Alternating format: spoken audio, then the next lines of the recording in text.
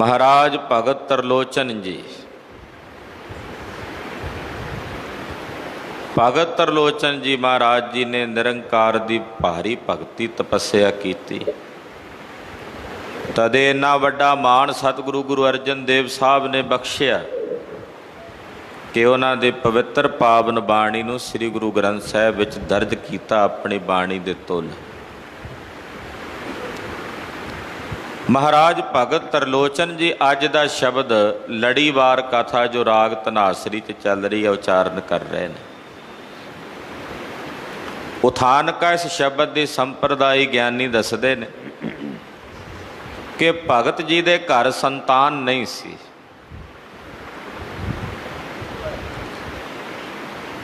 बड़ी भारी साधना माता ने कीती, एक बालक दा जन्म होया पर संजोग नहीं सी। उस पुत्र की कुछ समय बाद मृत्यु हो गई। तो तरलोचन जी की घरवाली परमेश्वर नूं निंददी है कि रब की भगती का सानू की लाभ, की फायदा। तो उस वक्त भगत तरलोचन जी ने शब्द अपने मुखार बिंद चों उचारण किया। दूसरी उथानका जो इस तरह भी दसी जाती है कि तरलोचन जी इबादत करते परमेश्वर की। एक दिन मन च संकल्प होया भी घर च एक अद्धा नौकर होवे तो काम कार दे विच मैनू साथ मिल जाए, सहयोग होवे। सुभावक फुरना होया, कहते पार ब्रह्म परमेश्वर आप ही नौकर रूप हो के आ गया।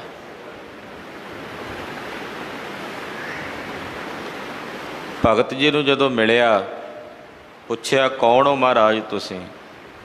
कहते जी मैनू अंतरजामी आखदे आ, मेरा नाम अंतरजामी है। कित्थे कित्थे काम कीते ने? कहते सारे मेरे ही कीते हुए ने जिथे दिसदे है। किहड़े वर्ण दे लोकां दे काम कीते? चारे वर्णां दे लोकां दे ही काम कीते है मैं तां। कहते भी नौकर तां चंगा सियाणा लगदा है।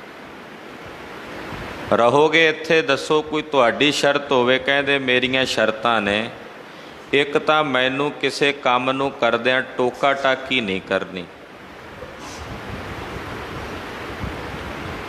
दूजा,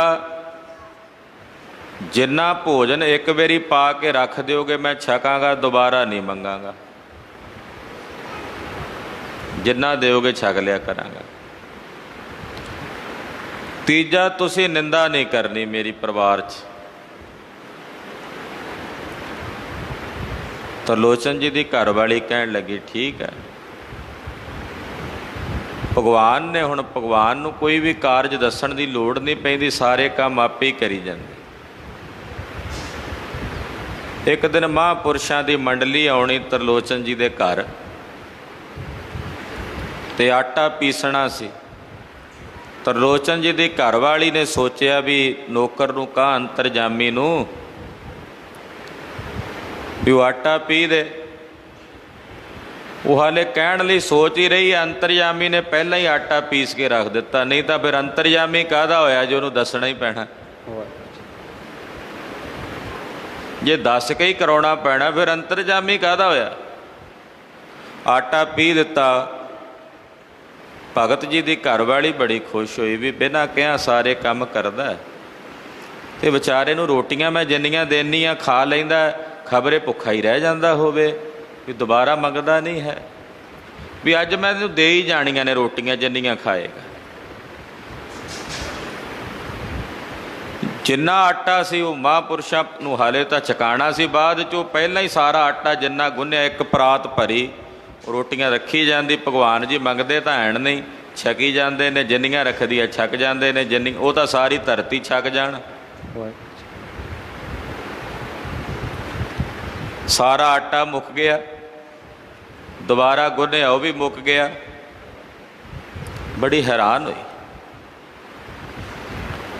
गुआंढण किते मिल गई तो गल चल पई गल्लां गल्लां विच भी साडा नौकर बड़े कमाल दा, पता नहीं किहो जिहा भी अगे तो सारा आटा ही मुका दिता उन्हें रोटियां खा के। भी इन्नी भी कोई भुख हुंदी? हुण शर्त यह सी भगवान की भी निंदा नहीं करनी मेरी। ਜੇ ਨਿੰਦਾ ਕੀਤੀ ਮੈਂ ਚਲਿਆ ਜਾਣਾ।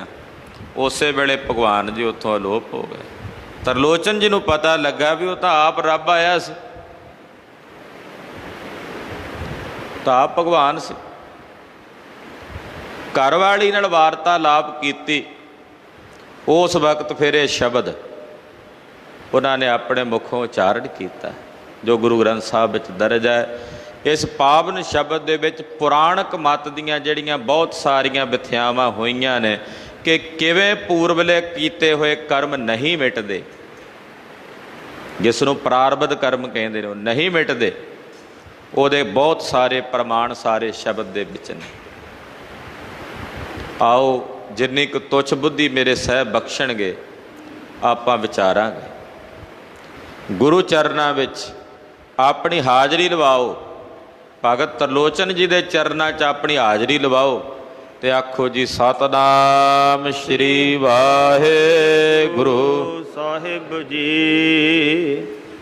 ਸਤਿਨਾਮ ਵਾਹਿਗੁਰੂ ਸਾਹਿਬ ਜੀ। ਤਨਾਸਰੀ ਬਾਣੀ ਭਗਤਾਂ ਕੀ ਤਿਰਲੋਚਨ, ਇਕ ਓੰਕਾਰ ਸਤਿਗੁਰ ਪ੍ਰਸਾਦ। ਤਨਾਸਰੀ ਬਾਣੀ ਭਗਤਾਂ ਦੀ ਹੈ ਔਰ ਪਹਿਲਾਂ ਭਗਤ ਤਰਲੋਚਨ ਜੀ ਮਹਾਰਾਜ ਜੀ ਦੀ ਪਾਵਨ ਬਾਣੀ ਵਿੱਚ ਦਰਜ ਕਰਦੇ ਹਨ, ਅਕਾਲ ਪੁਰਖ ਏਕ ਹੈ ਓੰਕਾਰ, ਸਾਰਿਆਂ ਵਿੱਚ ਵਿਆਪਕ ਔਰ ਸਰਬ ਦਾ ਪ੍ਰਕਾਸ਼ਕ ਹੈ। ਤਰਈ ਕਲ ਸਤ ਆਬਾਦ ਹੈ, ਗੁਰ ਚੇਤਨ ਹੈ ਪ੍ਰਸਾਦ, ਆਨੰਦ ਸਵਰੂਪ ਹੈ। ਨਾਰਾਇਣ ਨਿੰਦਸ ਕਾਏ, ਭੂਲੀ ਗਵਾਰੀ।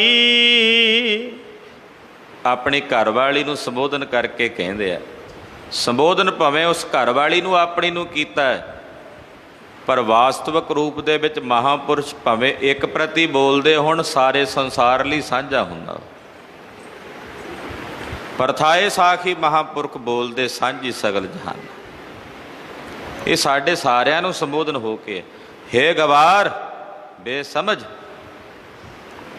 ਕਾਹਨੂੰ ਭੁੱਲੀ ਫਿਰਦੀ ਐ, ਨਾਰਾਇਣ ਦੀ ਨਿੰਦਾ ਕਰਦੀ ਐ, ਰੱਬ ਨੇ ਇਦਾਂ ਨਹੀਂ ਇਦਾਂ ਕਿਉਂ ਕੀਤਾ। ਆਪਾਂ ਵੀ ਕਹਿ ਦਿੰਦੇ ਆ ਵੀ ਰੱਬ ਨੇ ਆਹ ਕੰਮ ਬੜਾ ਮਾੜਾ ਕੀਤਾ, ਪਰਮੇਸ਼ਰ ਨੇ ਬੜਾ ਮਾੜਾ ਕੀਤਾ। ਰੱਬ ਕਦੇ ਮਾੜਾ ਕਰਦਾ ਹੀ ਨਹੀਂ। ਤੇ ਜਦੋਂ ਕਹਿਣ ਲੱਗ ਪਈਏ ਵੀ ਰੱਬ ਨੇ ਮਾੜਾ ਕੀਤਾ ਤੇ ਫਿਰ ਉਹ ਰੱਬ ਦੀ ਨਿੰਦਾ ਹੈ। ਤੇ ਉਹਨਾਂ ਨੂੰ ਸੰਬੋਧਨ ਕਰਕੇ ਕਹਿੰਦੇ ਤਰਲੋਚਨ ਜੀ, ਹੇ ਗਵਾਰ ਨਾ ਸਮਝ ਭੁੱਲੀਏ ਜੀਵ ਰੂਪੀ ਇਸਤਰੀਏ, ਕਾਨੂੰ ਨਾਰਾਇਣ ਦੀ ਨਿੰਦਾ ਕਰਦੀ ਹੈ। ਨਾਰਾਇਣ ਨਿੰਦਸ ਕਾਹੇ, ਕਿਉਂ ਨਿੰਦਾ ਕਰਦੀ ਹੈ ਨਾਰਾਇਣ ਦੀ, ਕਿਹੜੀ ਗੱਲੇ।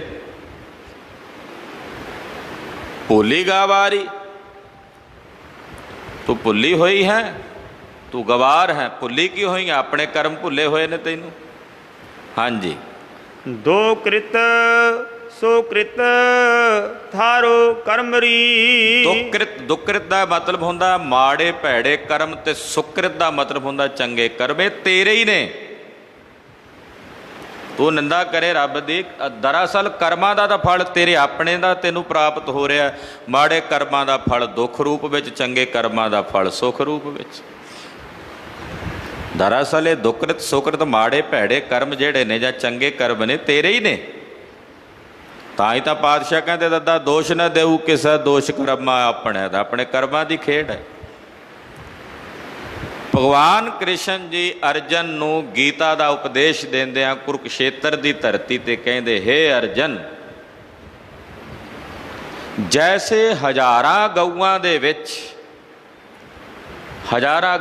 ਵਿੱਚ ਜਦੋਂ ਵੱਗ ਚੱਲਦਾ ਹਜ਼ਾਰਾਂ ਗਊਆਂ ਦਾ, ਉਹਦੇ ਵਿੱਚ ਜਿਹੜਾ ਵਛੜਾ ਹੁੰਦਾ ਹੈ, ਉਹਨਾਂ ਹਜ਼ਾਰ ਗਊਆਂ ਦੇ ਵਿੱਚ ਆਪਣੀ ਮਾਂ ਨੂੰ ਪਛਾਣ ਕੇ ਉਹਦੇ ਤੱਕ ਚਲਿਆ ਜਾਂਦਾ ਹੈ, ਉਹਦੇ ਤੱਕ ਪਹੁੰਚ ਜਾਂਦਾ ਔਰ ਉਹਦਾ ਦੁੱਧ ਚੁੰਘ ਲੈਂਦਾ। ਹਜ਼ਾਰ ਗਊਆਂ ਦੇ ਵਿੱਚ ਉਹ ਆਪਣੀ ਮਾਂ ਦੀ ਪਹਿਚਾਣ ਕਰ ਲੈਂਦਾ। ਤੈਸੇ ਹੀ ਜੀਵ ਦੇ ਜਿਹੜੇ ਕੀਤੇ ਹੋਏ ਕਰਮ ਨੇ, ਚਾਹੇ ਉਹ ਚੰਗੇ ਨੇ ਚਾਹੇ ਮਾੜੇ ਨੇ, ਵਛੜੇ ਨੇ, ਵਛੜਾ ਗਊ ਕਰਕੇ ਪੈਦਾ ਹੋਇਆ ਨਾ। ਸਾਡੇ ਚੰਗੇ ਤੇ ਮਾੜੇ ਕੀਤੇ ਹੋਏ ਕਰਮ ਇਹ ਵਛੜੇ ਦੇ ਸਮਾਨ ਨੇ। ਅਸੀਂ ਹੀ ਇਹਨਾਂ ਨੂੰ ਪੈਦਾ ਕੀਤਾ, ਅਸੀਂ ਕੀਤੇ ਨੇ। ਔਰ ਜਦੋਂ ਕਾਮਨਾ ਰੱਖ ਕੇ ਕੀਤੇ ਹੁੰਦੇ ਨੇ ਤਾਂ ਉਸ ਵਕਤ ਉਹ ਕਰਮ ਸਾਨੂੰ ਫਲ ਦੇਣ ਵਾਸਤੇ ਜਿੱਥੇ ਵੀ ਹੋਈਏ ਉੱਥੇ ਪਹੁੰਚ ਜਾਂਦੇ ਨੇ। ਚੰਗੇ ਹੋਣ ਤਾਂ ਸੁੱਖ, ਮਾੜੇ ਹੋਣ ਤਾਂ ਦੁੱਖ। ਉਹਨਾਂ ਨੇ ਸਾਡੇ ਤੱਕ ਲੱਖਾਂ ਕਰੋੜਾਂ ਜੀਵਾਂ ਦੇ ਵਿੱਚੋਂ ਆਪਾਂ ਕਹਿ ਨਹੀਂ ਦਿੰਦੇ ਵੀ ਰੱਬ ਦਾ ਸ਼ਾਇਦ ਸਾਡੇ ਨਾਲ ਹੀ ਕੋਈ ਵੈਰ ਹੈ। ਸਾਰੀ ਦੁਨੀਆ ਘੁੱਕ ਵਸਦੀ, ਕਰੋੜਾਂ ਲੋਕ ਨੇ, ਮੈਂ ਰੱਬ ਦੇ ਮਾਂ ਪੁੱਟੇ ਨੇ। ਤੂੰ ਰੱਬ ਦੇ ਮਾਂ ਨਹੀਂ ਜੇ ਪੁੱਟੇ। ਅਸਲ ਦੇ ਵਿੱਚ ਅਸਲੀਅਤ ਇਹ ਹੈ ਵੀ ਉਹ ਤੇਰੇ ਕਰਮ ਨੇ ਜਿਹੜੇ ਕਰੋੜਾਂ ਲੋਕਾਂ ਦੇ ਵਿੱਚੋਂ ਵੀ ਪਹਿਚਾਣ ਕੇ ਤੇਰੇ ਤੱਕ ਪਹੁੰਚ ਗਏ ਤੈਨੂੰ ਫਲ ਦੇਣ ਵਾਸਤੇ। ਰੱਬ ਨੇ ਤਾਂ, ਪਰਮੇਸ਼ਰ ਨੇ ਤਾਂ ਤੈਨੂੰ ਫਲ ਦੇਣਾ ਸੀ ਨਾ, ਤੂੰ ਜਿਹੋ ਜਿਹੇ ਕਰਮ ਕੀਤੇ ਨੇ। ਕਰਮ ਤਾਂ ਤੇਰੇ ਨੇ ਨਾ, ਇਸ ਕਰਕੇ ਚੰਗੇ ਹੀ ਕਰਮ ਕਰਨੇ ਚਾਹੀਏ। ਤੋ ਦੁਕ੍ਰਿਤ ਸੁਕ੍ਰਿਤ ਥਾਰੋ ਕਰਮਰੀ। ਹਾਂ, ਇਹ ਗੱਲ ਯਾਦ ਰੱਖਿਓ। ਚੰਗੇ ਚਾਹੇ ਮਾੜੇ ਕਰਮ ਨੇ ਇਹ ਤੇਰੇ ਹੀ ਨੇ, ਇਹ ਤੈਂ ਹੀ ਕੀਤੇ ਨੇ, ਇਹਦਾ ਫਲ ਤੈਨੂੰ ਹੀ ਭੁਗਤ। ਇਹਦਾ ਹੀ ਪ੍ਰਾਰਬਧ, ਜਿਹੜੇ ਪ੍ਰਾਰਬਧ ਕਰਮ ਨੇ ਗੁਰੂ ਖਾਲਸਾ ਜੀ, ਉਹ ਨਹੀਂ ਭੋਗੇ ਬਿਨਾਂ ਨਸ਼ਟ ਹੁੰਦੇ, ਉਹ ਭੋਗਣੇ ਹੀ ਪੈਂਦੇ ਨੇ। ਭੋਗੇ ਬਿਨ ਨਾਸੇ ਨਹੀਂ ਕਰਮ ਗਤੀ ਬਲਵਾਨ, ਗਹਿਣੋ ਕਰਮ ਗਤੀ। ਗਹਿਣੋ ਕਰਮ ਗਤੀ। ਕਰਮ ਗਤੀ ਬੜੀ ਡੂੰਘੀ ਹੈ, ਬਹੁਤ ਡੂੰਘੀ। ਕਈ ਵਾਰ ਬਹੁਤ ਸਾਰੇ ਕਰਮ ਸਾਡੇ ਕੋਲੋਂ ਸੁੱਤੇ ਸਿੱਧ ਮਨ ਕਰਕੇ ਵੀ ਹੋ ਜਾਂਦੇ ਨੇ, ਸਾਡੀ ਸਿਮਰਤੀ ਵਿੱਚ ਨਹੀਂ ਰਹਿ ਜਾਂਦੇ, ਭੁੱਲ ਜਾਂਦੇ ਨੇ। ਪਰ ਜਦੋਂ ਉਹਦਾ ਫਲ ਉੱਗਦਾ ਫਿਰ ਅਸੀਂ ਕਹਿੰਦੇ ਆ ਕਿਹੜੇ ਕਰਮ ਦਾ ਫਲ ਆ ਗਿਆ ਜੀ। ਦਰਅਸਲ ਉਹ ਫਲ ਆਇਆ ਹੀ ਤਾਂ, ਉਹ ਪੌਦਾ ਬਣਿਆ ਹੀ ਤਾਂ ਹੈ ਜੇ ਬੀਜ ਬੀਜਿਆ ਗਿਆ। ਜੇ ਨਾ ਬੀਜਿਆ ਹੁੰਦਾ ਤੇ ਕਿਵੇਂ ਪੌਦਾ ਬਣਦਾ, ਕਿਵੇਂ ਫਲ ਬਣਦਾ। ਇਸ ਕਰਕੇ ਤੂੰ ਜਿਹੜੀ ਰੱਬ ਦੀ, ਨਾਰਾਇਣ ਦੀ ਨਿੰਦਾ ਕਰਦੀਆਂ, ਭੁੱਲੀ ਹੋਈ ਗਵਾਰ ਪੁਣੇ 'ਚ ਕਰ ਰਹੀਆਂ, ਦਰਅਸਲ ਇਹ ਤੇਰੇ ਹੀ ਕੀਤੇ ਸੁਕ੍ਰਿਤ ਔਰ ਦੁਕ੍ਰਿਤ ਚੰਗੇ ਔਰ ਮਾੜੇ ਕਰਮ ਹਨ। ਰਹਾਉ ਸ਼ੰਕਰਾ ਮਸਤਕ ਬਸਤਾ, ਸੁਰਸਰੀ ਇਸਨਾਨ ਰੇ। ਪੁੱਛਿਆ ਘਰ ਵਾਲੀ ਨੇ ਵੀ ਇਹ ਕਰਮ ਕੱਲੇ ਬੰਦਿਆਂ ਨੂੰ ਹੀ ਭੁਗਣੇ ਪੈਂਦੇ ਆ? ਭਗਤ ਲੋਚਨ ਜੀ ਕਹਿੰਦੇ ਇਹ ਤਾਂ ਦੇਵਤਿਆਂ ਨੂੰ ਵੀ ਭੋਗਣੇ ਪੈਂਦੇ ਆ। ਬੰਦਾ ਤਾਂ ਮਨੁੱਖ ਹੈ, ਇਹ ਤਾਂ ਦੇਵਤਿਆਂ ਨੂੰ ਵੀ ਭੋਗਣੇ ਪੈਂਦੇ ਆ। ਕਹਿੰਦੇ ਫਿਰ ਉਦਾਹਰਣ ਦੱਸੋ, ਕੋਈ ਪ੍ਰਮਾਣ ਦਿਓ, ਕਿਹੜੇ ਦੇਵਤੇ ਨੂੰ ਭੋਗਣੇ ਪਏ ਆ? ਕਹਿੰਦੇ ਸ਼ੰਕਰਾ ਮਸਤਕ ਬਸਤਾ, ਚੰਦਰਮਾ ਭਗਵਾਨ ਸ਼ੰਕਰ ਦੇ ਮੱਥੇ ਦੇ ਉੱਤੇ ਵਸਦਾ ਨਾ, ਦੂਜ ਦਾ ਚੰਦਰਮਾ ਹੋ ਕੇ, ਲੰਮੀ ਜਿਹੀ ਤਾਰ ਬਣ ਕੇ, ਔਰ ਦੂਜ ਦਾ ਚੰਦਰਮਾ ਹੁੰਦਾ, ਉਹ ਸ਼ਿਵ ਜੀ ਦੇ ਮੱਥੇ ਤੇ ਵਸਦਾ। ਸ਼ੰਕਰਾ ਮਸਤਕ ਬਸਤਾ ਸੁਰਸਰੀ ਇਸਨਾਨ ਰੇ। ਹੁਣ ਉੱਥੋਂ ਹੀ ਜਟਾਵਾਂ ਦੇ ਵਿੱਚੋਂ ਗੰਗਾ ਵਗਦੀ ਹੈ ਤੇ ਹਰ ਵੇਲੇ ਉਹਦੇ 'ਚ ਇਸ਼ਨਾਨ ਕਰਦਾ, ਹਰ ਵੇਲੇ ਗੰਗਾ ਦੇ ਪਾਣੀ 'ਚ ਹੀ ਰਹਿੰਦਾ। ਪਰ ਹਾਂਜੀ, ਕੁਲ ਜਨ ਮਦੇ ਮਿਲਿਓ ਸਾਰੰਗ ਪਾਨ ਰੇ। ਫਿਰ ਉਹਨਾਂ ਦੀ ਕੁਲ ਦੇ ਵਿੱਚ, ਚੰਦਰਵੰਸ਼ੀ ਕੁਲ ਦੇ ਵਿੱਚ ਸਾਰੰਗ ਪਾਨ ਵਿਸ਼ਨੂੰ ਦਾ ਅਵਤਾਰ ਹੋਇਆ, ਭਗਵਾਨ ਕ੍ਰਿਸ਼ਨ ਜੀ ਜਨਮੇ। ਉਹ ਚੰਦਰਮਾ ਦੀ ਕੁਲ 'ਚ ਨੇ ਨਾ, ਚੰਦਰਮਾ ਦਾ ਹੀ ਵੰਸ਼ ਹੈ, ਚੰਦਰਵੰਸ਼ੀ ਨੇ ਨਾ ਕ੍ਰਿਸ਼ਨ ਜੀ। ਸੂਰਜਵੰਸ਼ੀ ਰਾਮ ਜੀ ਨੂੰ ਕਿਹਾ ਜਾਂਦਾ। ਤੋ ਚੰਦਰਵੰਸ਼ੀ, ਚੰਦਰਮਾ ਦੀ ਵੰਸ਼ ਦੇ ਵਿੱਚ ਹੀ ਕੁਲ ਜਨ ਮੱਧੇ, ਇਹ ਗੁਰਬਾਣੀ ਕਹਿ ਰਹੀ ਹੈ ਕਿ ਉਹਨਾਂ ਦੀ ਕੁਲ ਦੇ ਵਿੱਚ, ਚੰਦਰਮਾ ਦੀ ਕੁਲ ਦੇ ਵਿੱਚ ਸਾਰੰਗਪਾਨ ਭਗਵਾਨ ਵਿਸ਼ਨੂੰ ਨੇ ਕੁਲ 'ਚ ਜਨਮ ਲਿਆ। ਕਿੱਡਾ ਵੱਡਾ ਕੁਲ ਹੋ ਗਈ ਉਹਦੀ। ਹਾਂਜੀ, ਕਰਮ ਕਰ ਕਲੰਕ ਮਫੀਟ ਸਰੀ। ਪਰ ਜਿਹੜਾ ਕਰਮ ਕੀਤਾ ਸੀ ਉਸਨੇ, ਉਸ ਕਰਮ ਦੇ ਕਰਕੇ ਜੋ ਚੰਦਰਮਾ ਨੂੰ ਕਲੰਕ ਲੱਗਾ, ਉਹ ਕਲੰਕ ਨਹੀਂ ਉਹਦਾ ਦੂਰ ਹੋ ਸਕਿਆ।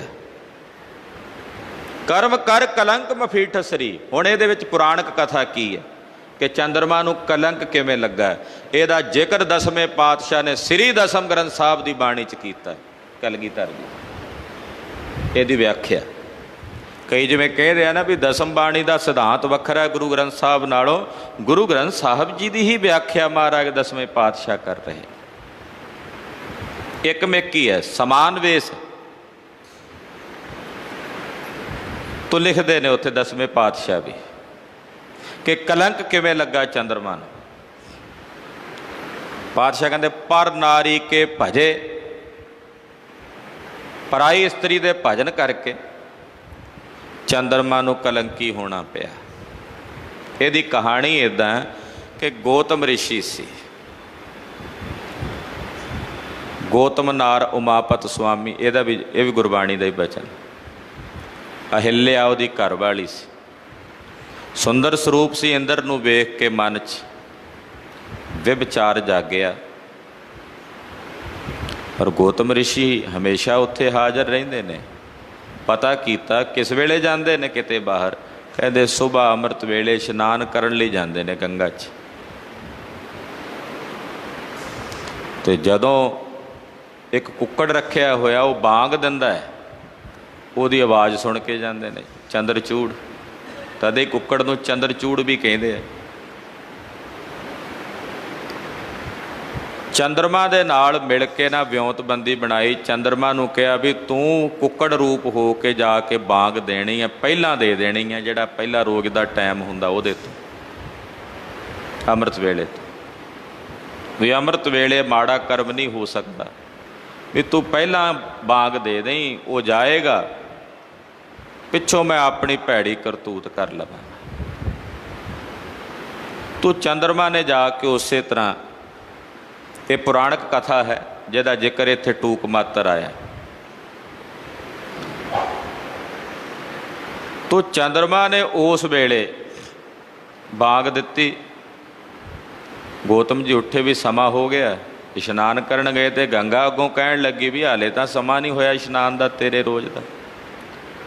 ਪਤਾ ਲੱਗਾ ਵੀ ਇਹ ਕੋਈ ਛਲ ਹੋਇਆ। ਵਾਪਸ ਆਏ, ਵੇਖਿਆ ਵੀ ਇਹ ਛਲ ਚੰਦਰਮਾ ਤੇ ਇੰਦਰ ਨੇ ਰਲ ਕੇ ਕੀਤਾ। ਅਹਿਲਿਆ ਨੂੰ ਵੇਖਿਆ, ਉਹਨੂੰ ਆਖਿਆ ਜਾ ਤੂੰ ਸਿਲਾ ਬਣ ਜਾ, ਪੱਥਰ ਹੋ ਜਾ।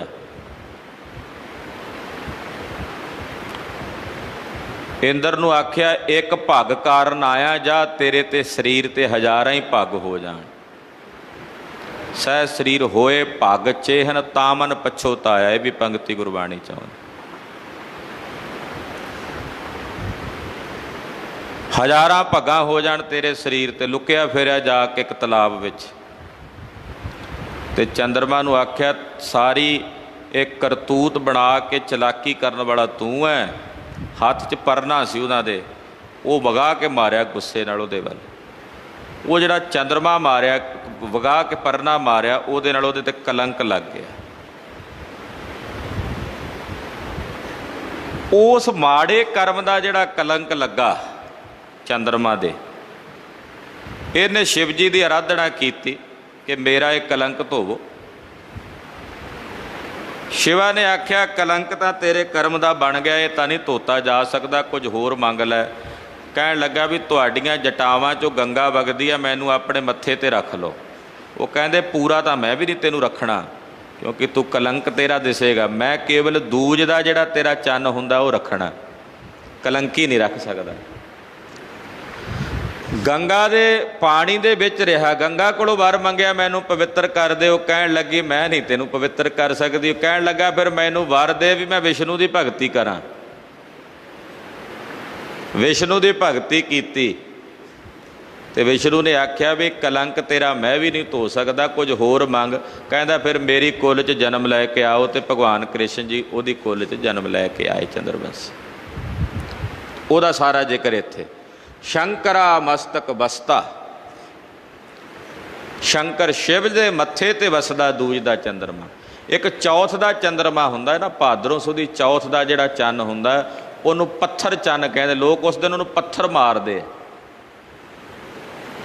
ਕਿ ਇਹਦਾ ਕਲੰਕ ਧੋਤਾ ਜਾਏ, ਪਰ ਉਹ ਨਹੀਂ, ਉਹ ਤਾਂ ਕਲੰਕ ਹੈ ਲੱਗਾ, ਜਿਹੜਾ ਲੱਗ ਗਿਆ। ਕਰਮ ਕੀਤਾ ਸੀ, ਉਸ ਕਰਮ ਦਾ ਜਿਹੜਾ ਉਹ ਰੇਖ ਪਈ ਹੋਈ ਨਹੀਂ ਮਿਟੀ।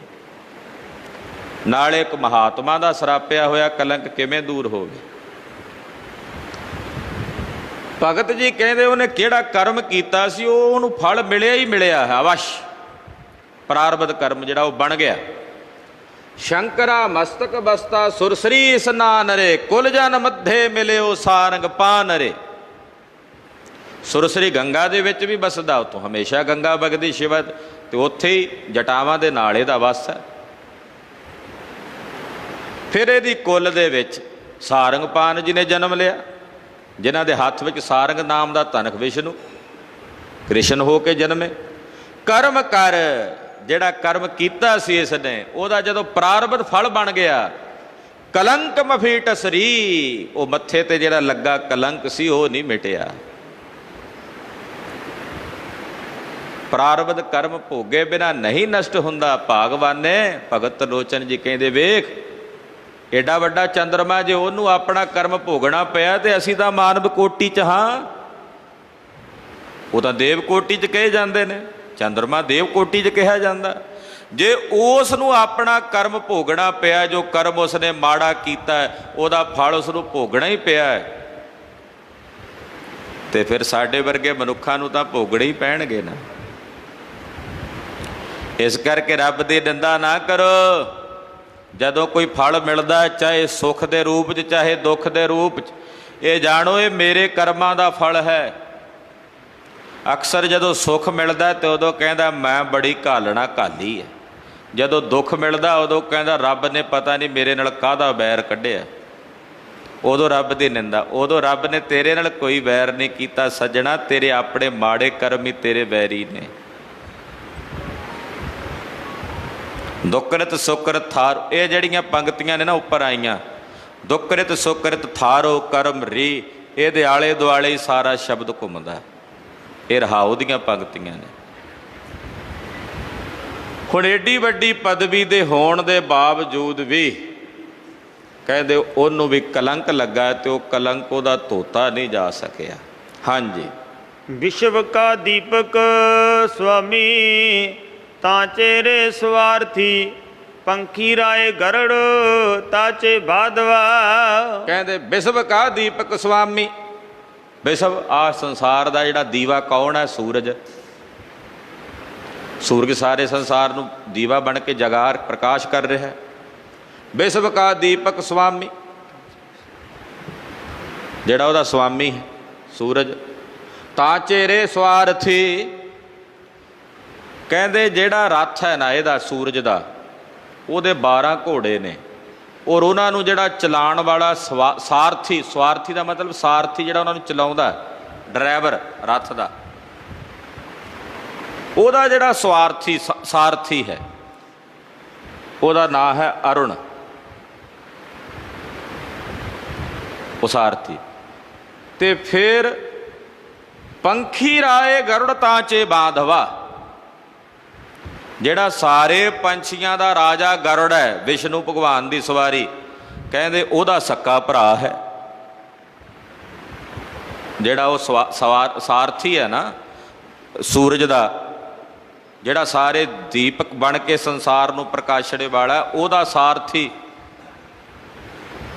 ਉਹਨੂੰ ਹੱਕਣ ਵਾਲਾ, ਰੱਥ ਨੂੰ ਚਲਾਉਣ ਵਾਲਾ। ਤੇ ਫਿਰ ਗਰੁੜ ਦਾ ਭਰਾ ਹੈ। ਕਸ਼ਯਪ ਰਿਸ਼ੀ ਦੇ ਦੋਵੇਂ ਪੁੱਤਰ ਸਨ, ਗਰੁੜ ਤੇ ਅਰੁਣ। ਹਾਂਜੀ। ਕਰਮ ਕਰ ਅਰੁਣ ਪਿੰਗਲਾਰੀ, ਪਰ ਉਹ ਆਪਣੇ ਕਰਮਾਂ ਕਰਕੇ ਪੈਰਾਂ ਤੋਂ ਪਿੰਗਲਾ ਸੀ। ਏਡੇ ਵੱਡੇ ਸੂਰਜ ਦੇ ਰੱਥ ਨੂੰ ਹੱਕੜ ਵਾਲਾ, ਆਪਣੇ ਕਰਮਾਂ ਕਰਕੇ ਅਰੁਣ ਪਿੰਗਲਾਰੀ, ਉਹ ਪੈਰਾਂ ਤੋਂ ਪਿੰਗਲਾ ਸੀ। ਭਗਤ ਜੀ ਦੀ ਘਰਵਾਲੀ ਨੇ ਪੁੱਛਿਆ, ਮਹਾਰਾਜ ਵੀ ਉਹਨੇ ਕਿਹੜਾ ਇਹੋ ਜਿਹਾ ਕਰਮ ਕੀਤਾ ਵੀ ਉਹ ਪੈਰਾਂ ਤੋਂ ਪਿੰਗਲਾ ਸੀ? ਕਹਿਣ ਲੱਗੇ ਵੀ ਉਹਨੇ ਪਿਛਲੇ ਜਨਮ ਵਿੱਚ ਇੱਕ ਟਿੱਡਾ ਲਿਆ, ਉਸ ਟਿੱਡੇ ਦੀਆਂ ਪਿਛਲੀਆਂ ਦੋਵੇਂ ਲੱਤਾਂ ਇਦਾਂ ਖਿੱਚ ਕੇ ਤੋੜ ਕੇ ਸੁੱਟ ਦਿੱਤੀਆਂ।